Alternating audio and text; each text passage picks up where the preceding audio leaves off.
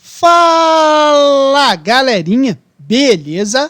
Eu sou Marcelo Bolinha e estou resolvendo a prova de Física do Vestibular 2024 da Faculdade de Medicina da Santa Casa. Eu vou fazer agora a seguinte questão. Grande parte da produção de energia elétrica no Brasil ocorre em usinas que utilizam processos baseados no fenômeno da indução eletromagnética. Muito simplificadamente, esses processos assemelham-se ao processo de girar uma espira condutora no interior de um campo magnético produzido por um ímã permanente, como mostra a figura. Em uma montagem como a da figura, produz-se uma força eletromotriz induzida, porque durante a rotação da espira ocorre... Então, para a gente resolver essa questão, a gente tem que lembrar o conceito, da lei de Faraday, que ela é conhecida também como a lei da indução eletromagnética. O que ela afirma? Ela afirma que a variação do fluxo de um campo magnético através de materiais condutores induz o surgimento de uma corrente elétrica. Esse fenômeno é capaz de gerar energia em usinas hidrelétricas, produzir movimento em motores elétricos e etc. Bom, a lei da indução eletromagnética ela é conhecida como a lei de Faraday-Neumann-Lenz. No entanto, ela é frequentemente referida apenas à lei de Faraday. Tá? Isso é curioso por quê? Porque a indução eletromagnética ela foi descoberta por Faraday, mas a sua formulação matemática foi feita por Neumann. E, além disso, Lenz propôs a necessidade de um sinal negativo na fórmula, que diz respeito ao sentido da corrente elétrica induzida, que vai ser sempre contrário ao sentido do campo.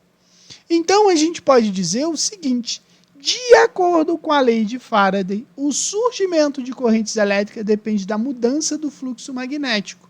Por isso, a gente escreve que a variação de tempo do fluxo magnético equivale ao potencial elétrico, que é medido em volts, que por razões históricas, o potencial elétrico é chamado de força eletromotriz induzida e representado pelo epsilon. Tá? Então, a força eletromotriz induzida é medida em volts, a variação do fluxo magnético em watts, e o tempo é medido em segundo. Outra coisa que a gente tem que lembrar é que a corrente elétrica induzida, ela sempre será formada, em um sentido tal que o fluxo magnético por ela produzido vai se opor ao fluxo magnético que a induziu. Ou seja, se eu aproximo o norte da espira, a corrente elétrica, por exemplo, ela anda no sentido anti-horário. Se eu afasto o polo norte, ela gira no sentido horário. Então, qual é a melhor resposta aqui? Ele fala assim, em uma montagem como a da figura, produz-se uma força eletromotriz induzida, porque durante a rotação da espira vai ocorrer o quê? Bom, a gente pode justificar isso aí, como pela lei de Faraday, surge uma força eletromotriz induzida, que quando ocorre uma variação, vai ocorrer uma variação no seu fluxo magnético. Se eu giro a espira num sentido, no interior desse campo magnético aqui, vai ocorrer o quê? Uma variação no fluxo. E com isso vai ter a geração de uma corrente elétrica induzida. Por isso que ocorre a inversão no sentido de rotação. Não vai ocorrer inversão no sentido de rotação. Ocorre o quê? Uma variação no fluxo magnético através da espira.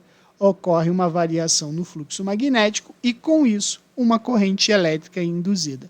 A resposta está na letra B. Então, a letra C fala uma variação periódica, não é periódica, no campo magnético produzido pelo ímã. Muito mais no campo magnético produzido pelo ímã. Se é um ímã permanente, o campo magnético dele permanece constante. A letra D fala que a variação periódica é da resistência elétrica da espira. A espira não vai ter uma resistência elétrica periódica. e a inversão periódica dos polos do ímã. Como os ímãs são ímãs permanentes, a gente não tem essa mudança de polo, beleza? Qualquer dúvida, deixe nos comentários que eu te respondo.